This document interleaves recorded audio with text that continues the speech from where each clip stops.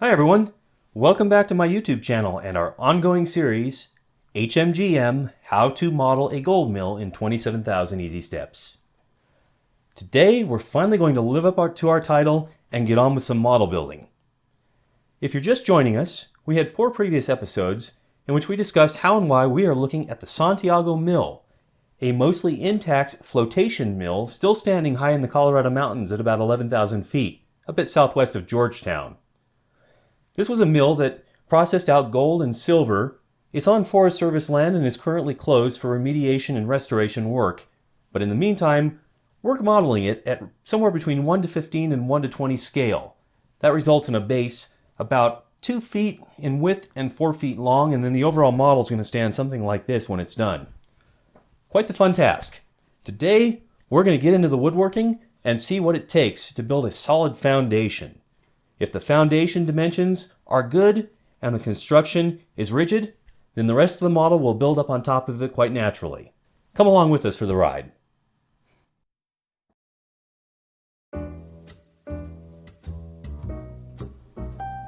In episode 4, when looking at the mill's structure and interior, we relied upon these drawings that converted it from photos into sort of a pen and ink sketch in order to see what's inside.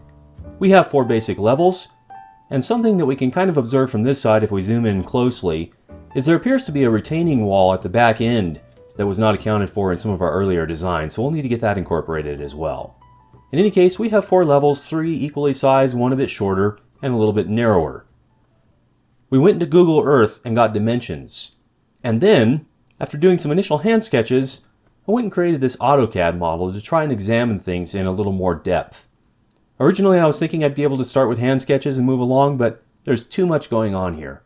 How these guys did it in the olden days is quite remarkable and involved a lot of tedious labor. That's the overhead view. That's the view showing the cutout where the ore hopper and conveyor are, and then here are 2 side views, and again the cutout is visible back there. Later on we'll show how timber and equipment and water supply and things like that were also added onto this model. Alright, foundation. Our highest level we decided to settle on 28 foot wide, 15 foot deep, and 7 foot high. The second level, as well as the third and fourth, 36 foot 6 inches wide, 21 foot 2 inches deep, and 7 feet high.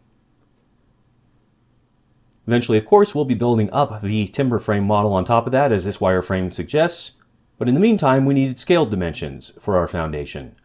Level 1 at the top ended up coming out at about 16 7/8 wide by 9 inches deep by 4 1/4 inches high.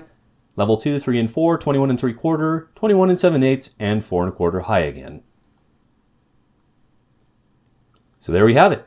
Let's start putting it together.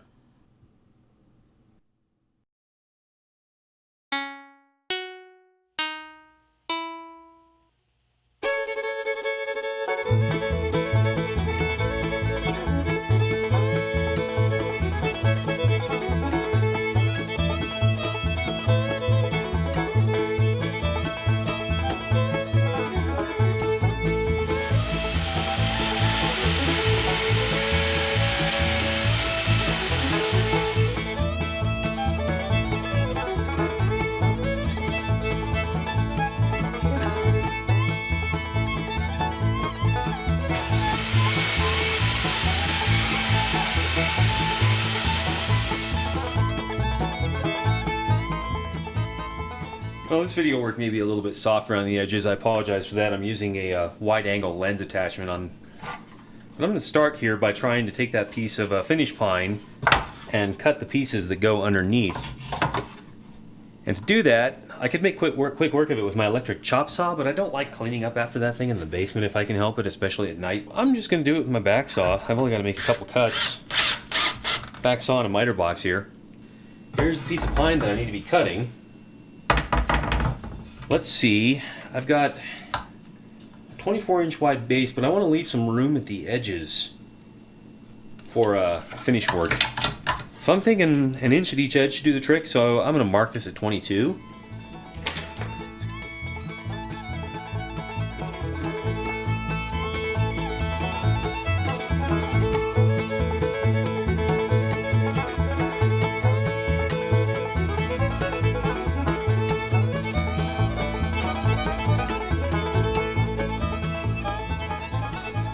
So that's 3 at 22.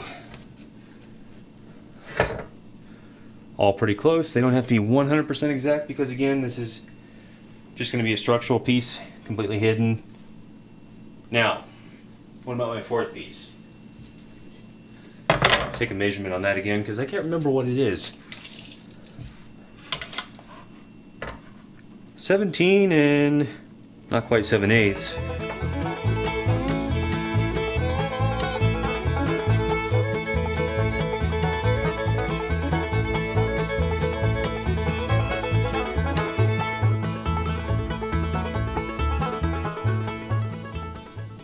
This piece, roughly there, I think. And then the other 3 wider steps will do the same thing, just with an inch on each end, just at the wider overall length. To start.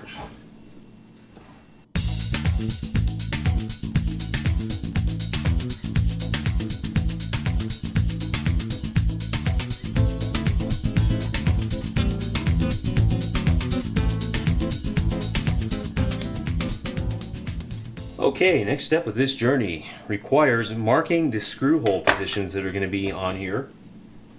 Now, I think I'm going to do myself a little favor. I'm going to stack all 3 of these pieces and drill them through at once. That way I don't have to mark and tap 3 times.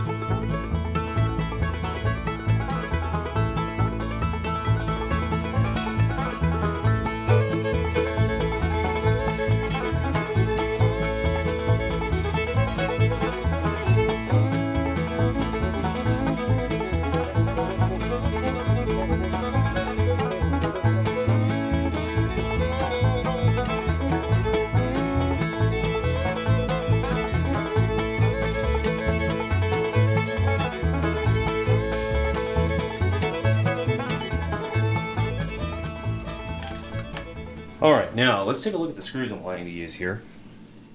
For the vertical one, I'm going to use these 3/4 ones. They'll go through about a 1/4 inch of MDF here, and then a 1/2 inch into this 3/4 inch material, so they'd be coming down to about there.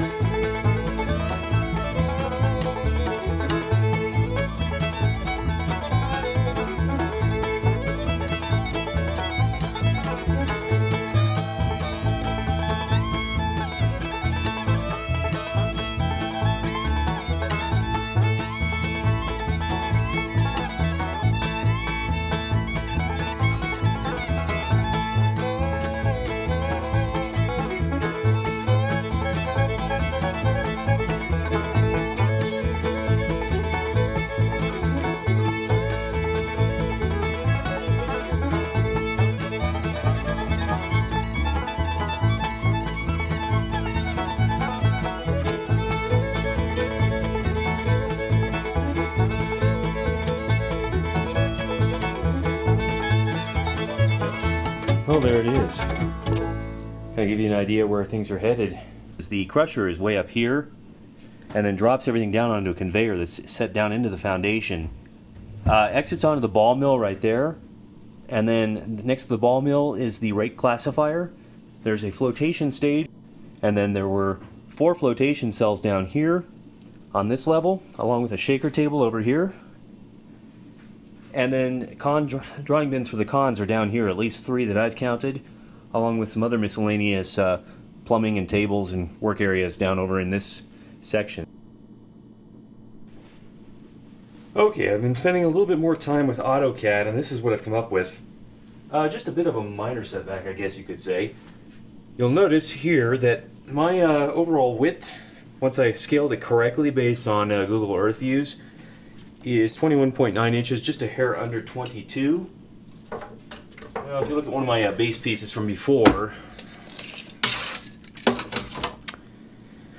yeah, just a hair over 24, which means I'm going to have to cut it off just a hair under 22, and just a hair under 22 happens to be almost exactly the width of my bracing pieces. It's not the end of the world, I can work around that, but I am going to have to trim these down just slightly before I assemble them into the final foundation layout.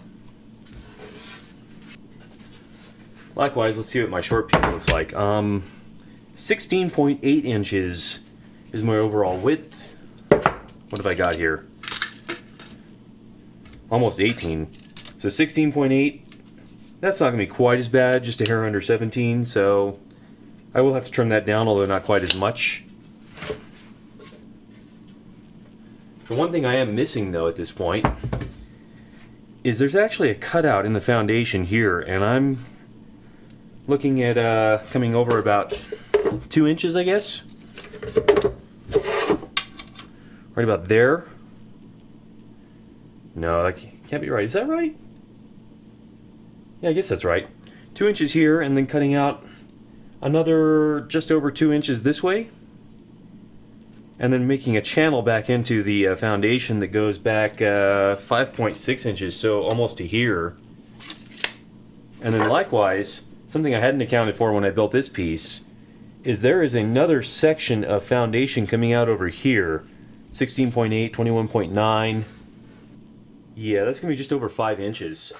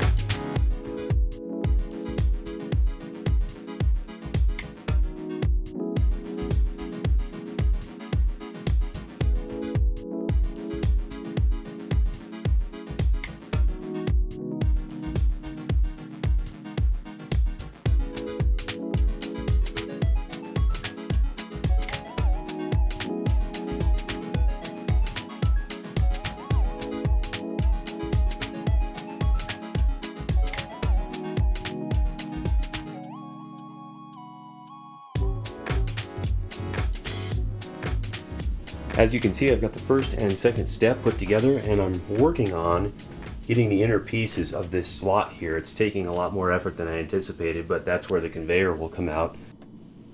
Okay, there's the finished framing that's going to support the two sidewalls for this thing. Each piece is going to have kind of an oblong shape to get around the framing members, but I decided it was just easier to do that than to try and cut those framing members back after the fact.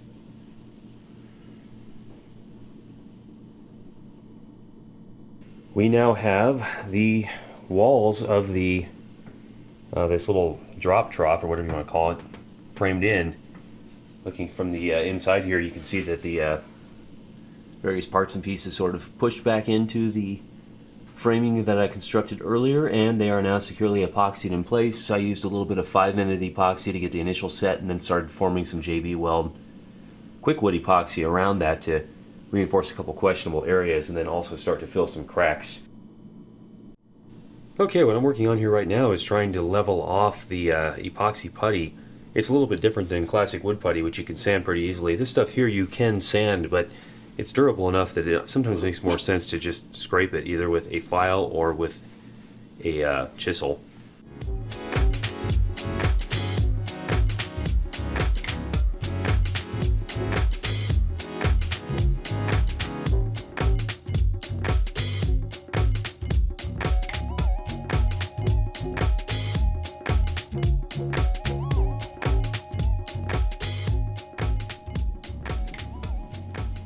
Yeah, there's still going to be a lot more cleanup to do. I'm going to try and clean up some of this too here where the edges overlap and they don't quite line up.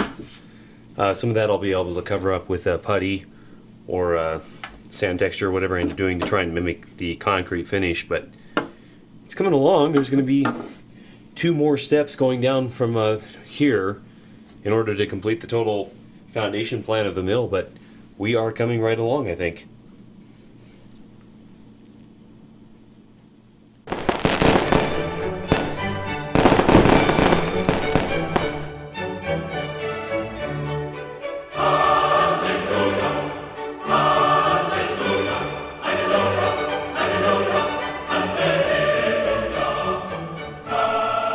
Well, folks, there it is, at least the beginning of it.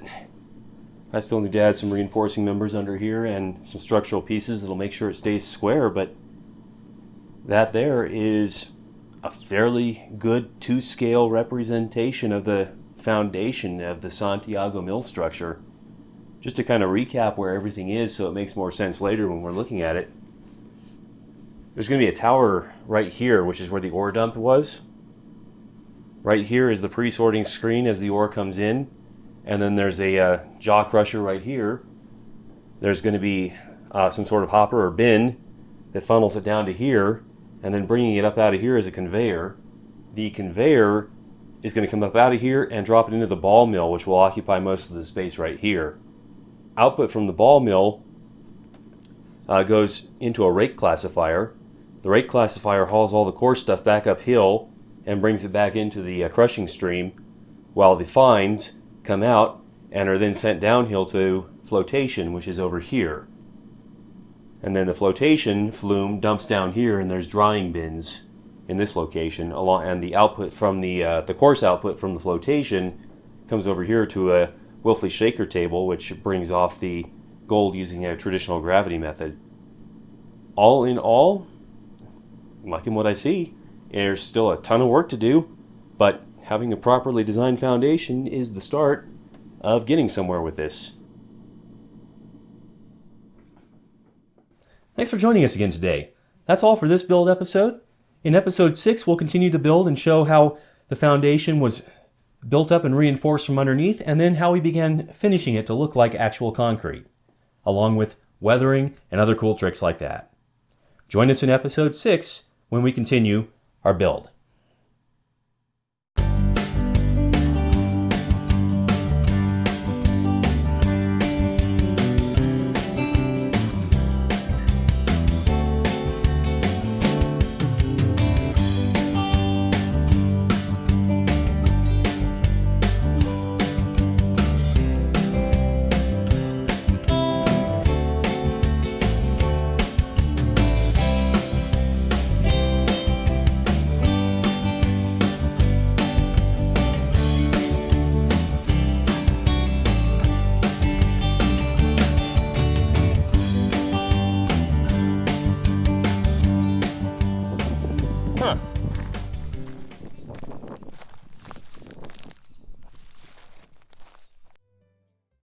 Has anyone seen my phone?